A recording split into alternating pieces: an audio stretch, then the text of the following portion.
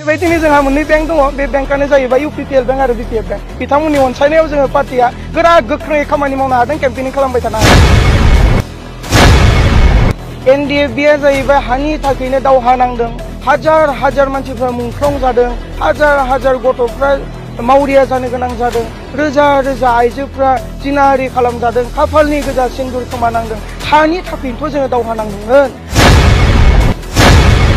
हानि थाखाय दावहा नांग्रा मोनसे आफादा बे आफादजों जोनोम होजानाय APB पार्टिया फैबाय थानाय समाव सोरनोबा हा हगारगोन बेखौ साननोनो हाया आरो जों माब्लाबाबो बेखौ खालामनाय नङा दिनै जोङो उदालगुरि जिल्लानि सिङाव बा हरसिंगा ब्लक कमिटिनि आन्दाराव तामुलबारि प्राइमारिनि मावख'खौ जोङो बेखेवदों खुब मोजां लैखोन दिनै जोङो गासैबो प्राइमारिनि वार्कार्सफोरखौ लानानै बे मावख' बेखेवनाय हाबाफारिखौ जोङो मावफुंनो हादों आरो फ्राय बे तामुलबारि प्राइमारिनि सिङाव 8टा 9टा गामि दङ मोनफ्रोमबो गामिनिफ्रायबो बेयाव बाहागो लादों आरो मोनफ्रोमबो गामिनिफ्रायबो जोंहा प्राइमारि मेम्बार्सफोर दङ बिथांमोना खुबै खामानि मावगासिनो दङ दिनै रिपर्टफोरखौ जोंनि गेजेराव होफैदों जे महिलाया महिलानि जानानै खामानि मावदों पेरेन्टआ पेरेन्टनि जानानै खामानि मावदों इउथआ इउथनि जानानै खामानि मावदों गोबां जयनिं जानो थाखाय लिस्टफोरखौ बिथांमोना रेडि खालामदों फैबाय थानाय समाव जोङो तामुलबारि प्राइमारिया 2000निबो बांसिन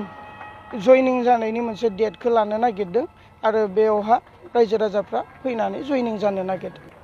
आवगायबाय होननानै आं गावखौनो प्राउड फिल खालामा बे रायजो राजानि रिपर्ट आरो बे रायजो राजानि अनसायनाय आवगायनायखौ आं गोसो गोरबोनिफ्राय आवगायग्रा बिथांमोनखौ आङो नाजावनानै लायो आरो बिथांमोनखौ आं गोसो गोरबोजों साबायखर बावो नाथाय जों प्राउड फिल नङा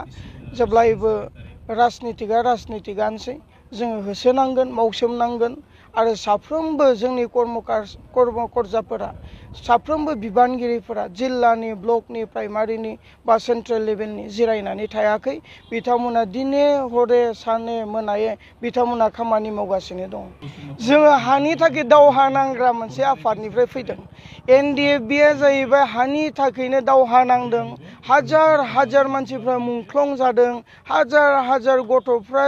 मावरिया जानो गोनां जादों रोजा रोजा आइजोफ्रा जिनाहारि खालामजादों खाफालनि गोजा सिन्दुर खोमानांदों हानि थाखायनोथ' जोङो दावहा नांदोंमोन आरो बे हानि थाखाय दावहा नांग्रा व्यक्तिफोरा हानि थाखाय दावहा नांग्रा मोनसे आफादा बे आफादजों जोनोम होजानाय APB पार्टिया फैबाय थानाय समाव सोरनोबा हा हगारगोन बेखौ साननोनो हाया आरो जों माब्लाबाबो बेखौ खालामनाय नङा जों रावनिबो धन सम्पतिखौ नोजोर बोआ जों रावनिबो धन सम्पतिनि सायाव लुब गैया जोंहा मोनसे लक्ष्य जे जोंनि समाजखौ जों गोग्लैसोनानै थानाय समाजखौ जों बोरै फोजौखांनो दिनै जोंनि समाजा इमबेलेन्स जादों बेखौ जों बेलेन्सआव लाबोनो बेफोरनि सायाव जों लक्ष्य खालामनानैसो खामानि मावगोन सोरनिबा धन सम्पतिनि हेंथायै जों खामानि मावा जोंहा APB-आ मोननै बेंक दङ